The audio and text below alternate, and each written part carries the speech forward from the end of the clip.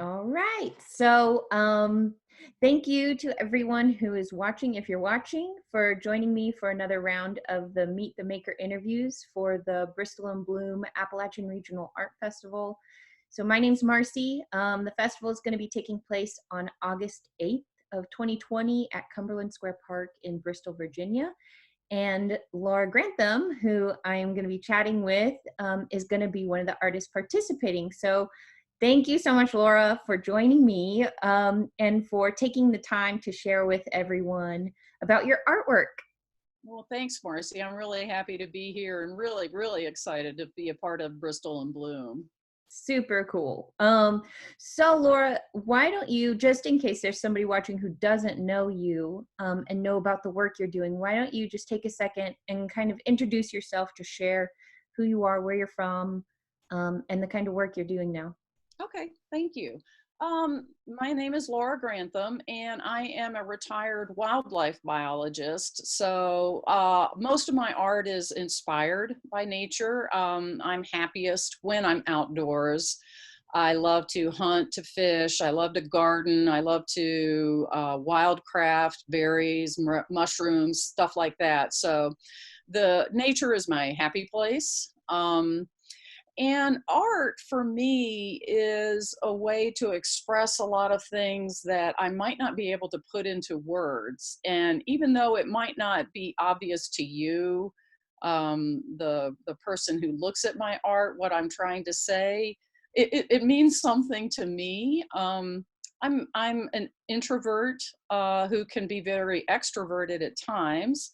But my art has really been something that has been very valuable for me in terms of mental health. I think everybody needs a creative outlet. And I was a kid that doodled in school and got yelled at for doodling in school, but I put away art for a long, long time. And I really did not pick it up until about 2010. So I used to do a lot of stained glass, and it is something that I really want to get back into, and I have part of my studio set up for it. But right now I'm doing mostly acrylic pouring, which is a fluid art, and alcohol inks, which is, again, another type of fluid art. And I work with resin as well. I resin coat a lot of my artwork so that it's functional art as well. I make a lot of coasters and trivets. But I also pour on things that are a little bit more unusual, like skulls and bones and just rocks and turtle shells and things that I find when I'm out in the woods. So there are so many things that I resonate with that you said. And I just want to touch on a few of them. So first, when you were just describing, art being essential, your creative practice being essential to your mental health, and you being an introverted extrovert almost. I feel that so much. I feel so much the same. For me, my creative practice is so necessary. Like if I don't have time to create, I am not pleasant to be around. Like I just get cranky, and it's just like, it's almost the same, with kids who just need to, like young kids who, and I'm speaking about Saoirse specifically, like if she doesn't get to run around and like get that energy out, she can be fussy, and that's when she can maybe do things to act out a little bit. And I feel a lot the same with my creative practice. If I'm not creating, then I get into, I just am irritable almost. I totally get that.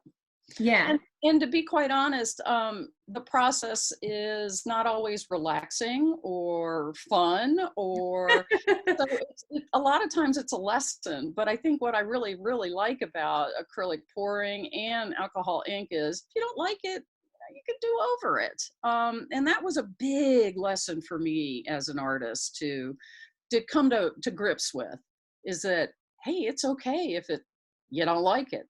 You can start over. And that was really freeing for me to find. Yeah. figure that out. Absolutely. And I think with the style of the materials and the mediums that you're working with specifically, them being more fluid in nature and you not necessarily having that control that somebody might have if they're, painting more realistic or, photorealistic paintings, that sort of thing. Right. With your work being abstract in nature and fluid in nature, it really is more liberating experience, I think. And I can see too how where the frustration part might come in because you don't have that control in some ways. But Um, that's what's liberating is realizing that whatever is happening is supposed to be what's happening, and yeah, that I just need to let it happen and be happy with it. And yeah. if not, then I can start over. And I love the way you described it as a lot of times it's a lesson. The experience is a lesson because I feel like there's on Instagram sometimes I'll even have little as far as like when I share my work there it's almost I'm usually sharing like the lesson that came from the painting itself. Yes. And I feel like that's so much what art is, are just these little lessons that don't just apply to your art. They can be applied in a greater context to life and so on. Right. I agree with that fully. Yeah. So I'm going to share my screen and just show everyone the kind of work you're producing because I also am just really excited about some of the things you're doing. Um, so I've got your Facebook pulled up here. So Wild Wisdom Art Studio, intuitive art inspired by nature. I love that. And these alcohol inks. So this is alcohol ink, right? Yes. On Yupo paper. Yes. Yes. And that's just so dreamy. And those colors together are so dreamy. I feel like I've been working in a similar palette lately, and I just love that. And the functional art you were describing, like the clock is really cool, and these coasters and tiles that you're making, I'm just gonna go ahead and click on that. Yeah. Um, and I think so. Something that I've been discussing with other artists in these interviews is um, just the opportunities that there are for artists now and how different it is from what it used to be. And one of those things that I think is really different for artists now is this concept of functional art and the way maybe it's not a new thing, a new concept, but I think now being the digital age where we have access to so many people and being able to make functional pieces that are affordable and accessible, and people can bring art into their home, not necessarily to be on their walls, but to be on their dining room table or their coffee tables or on their wall in the form of a clock. I think what you're doing in that sense is really cool also. Well, thank you. That was really something that came totally accidentally, by the way. Just learning from other artists, and I like doing the functional art because it does have a use. It appeals to the practical side of me, but also I just like the sizes of things that I get to work with. Yeah. And to be able to dream up something in a very small space that's meaningful is really kind of cool to me. Yeah. As well as getting a big piece of paper and doing a painting on it. So I like that my pieces, even though I may do a set of 4 coasters, each coaster is different, and Yes. just by the inherent nature of the medium. Yes. So I'm going to share my screen again, and just to share a little bit more of your work. So I love too that you have this strong connection to nature in your work. And so here's an example that I was so excited about when I saw, where you're taking bones that you found and Mhm. remains and then doing your pour painting on those? Yeah, this one's actually alcohol ink, the femur, which Yeah. was a new thing. I didn't know whether that would work or not. And as long as I got enough of a non-porous base on the bone, Yeah. then the inks will do. And I was very pleased with the way it came out. Like I said, it's one of those really quirky pieces that is not going to be appealing to a lot of people, but I like it. I think it's kind of cool. Yes, I think it's so cool. And this is gorgeous too, the way your pour came out here. The tree ring pour, I love that. Or, yep. And then, so I'm looking for the skull that you did. Okay. Yes, this one. Yep. This super cool also. And I have finished it finally. That was when it was wet and the paint was still wet, and I have finally gotten all of the coats of varnish on it so that it's now just as shiny as it was. Super cool. And I love doing the skulls. They're so interesting because there's just so much texture and, you know, so many surfaces and little nooks and crannies. Yes. It's very challenging, but it's a lot of fun when it comes out. Well, I love it. And I think it's one of those things, another artist that I was speaking with, we were talking about her subject matter because she would draw Summer Duncan. So I just shared her interview today. She was, some of her illustrations have things like skulls, but they will have a beautiful crown of blooms around them. And so it's like this combination of things that are really delicate and beautiful, and then things that are a little bit more dark and macabre. And so you're taking these things, literal skulls, and then you're doing pour painting or alcohol inks over them and like giving them a new life. And so it's really cool. I just thought, I was so excited when I saw those on Instagram. Well, I like them. I've got about 3 or 4 more deer skulls that I have available to work on. So I'm trying to work on those, but I have some that I've already done too. So yeah, I'm piling them up. So is this your studio space that you're in right now? It is. It is. Cool. Do you want to, if you don't mind, do you want to just share a little bit of like what your setup looks like? Oh, my setup's a mess, but I will kind of see what we can do here. Yeah. You see behind me are my shelves with canvases and stuff like that. Let's see, make sure I don't trip here. Yeah. Over here, I have all my paints and ink, and I got everything divided by color. Yeah. Over here is a sink, and this is where things are drying. And I'm sorry, do you hear that? I do, yeah. Let's see if I can I'm so sorry. That's okay.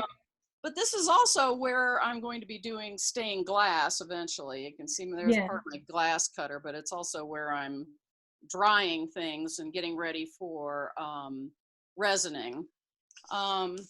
That's kind of the nickel tour. And let's see, there's a couple of tables that I've also poured on. I don't know if I can. Oh, cool. Do that or not. Oh, that's really neat. Yeah. And then this one's like a little plant stand. Yeah, that's gorgeous. Thanks.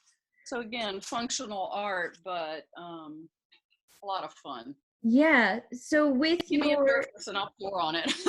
yeah, that's awesome. So have you, now did you pretty much, are you self-taught when it comes to your pour painting and your alcohol inks? Is it mostly stuff you've just been exploring on your own? Yes, it is. I have watched a lot of YouTube videos, to be quite honest, and I did take one class in alcohol ink at William King, and I was really grateful for that start. It's something that I've been wanting to do for so long, and it's one of those times where you just sort of need just a little bit of a push to jump in. And once I realized it wasn't that scary, you know, I've just had so much fun with the ink. It's amazing what ink will do on a non-porous surface. It's just gorgeous. It's so pretty. Well, I was thinking you know, you were talking about getting back into stained glass. Even with some of your alcoholing pieces, they almost look like stained glass. That's true. I agree. You've got that sort of translucent look to it. Yeah, and they have a luminescent quality Mhm. um, that stained glass has when light's shining through it, which is Yeah. really, really gorgeous. Yeah. Um, so one other thing that I'm asking, just to transition, I'm asking a lot of artists that I'm interviewing, just do they identify as an Appalachian artist, and what does that mean to them? And so I'm curious to hear your thoughts, though it sounds like you already kind of shared a little bit about that, but what's your experience as an Appalachian artist? Do you identify as one, and um, how does that manifest itself with you? I absolutely do. Mainly, I am not from this area. My husband grew up here in Abingdon, which is one of the reasons why we have moved back. And I just love the mountains, and I love all of the natural areas here. I have horses, and I love trail riding in this region. It's such an amazing place to live, for its natural beauty and the natural resources. And so, yeah, I definitely identify with the landscape here. And I feel very grounded and centered in this area. And again, I think that's reflected in my art. So I absolutely do identify myself as an Appalachian artist. Yeah, that's something that I've been sharing a lot too, is that though my work may not read as Appalachian art when you're looking at it, especially because it's abstract in nature, but my a lot of my influence and inspiration and sort of how I feed myself on a and spiritual level is through Appalachia, Mhm. and making that connection to nature. And that's also what sort of powers my creative output, is that connection to nature. Absolutely. I agree 100%. Yeah. So, aside from that, I do want to let people know how they can contact you, and if they wanted to commission pieces or even purchase pieces, how they would go about doing that. So, if I wanted to buy that beautiful skull that Mhm. you had poured on, what would I do? Would I just contact you through Facebook, or, yeah? Yeah, that's probably the best way right now, just because it's free. So I am trying to post as I create. So if there is something that somebody likes in particular, by all means, message me through Facebook. I think my phone number is on that page as well, so they can contact me that or through email. And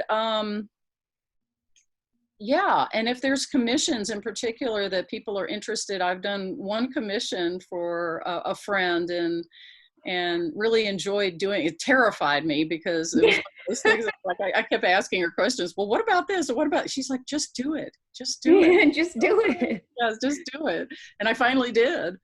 But if I have something that looks similar to something that you'd like, I'd love to hear about it. Yeah, if you've got skulls or bones you want me to paint, absolutely, bring them on. I'd love to see it.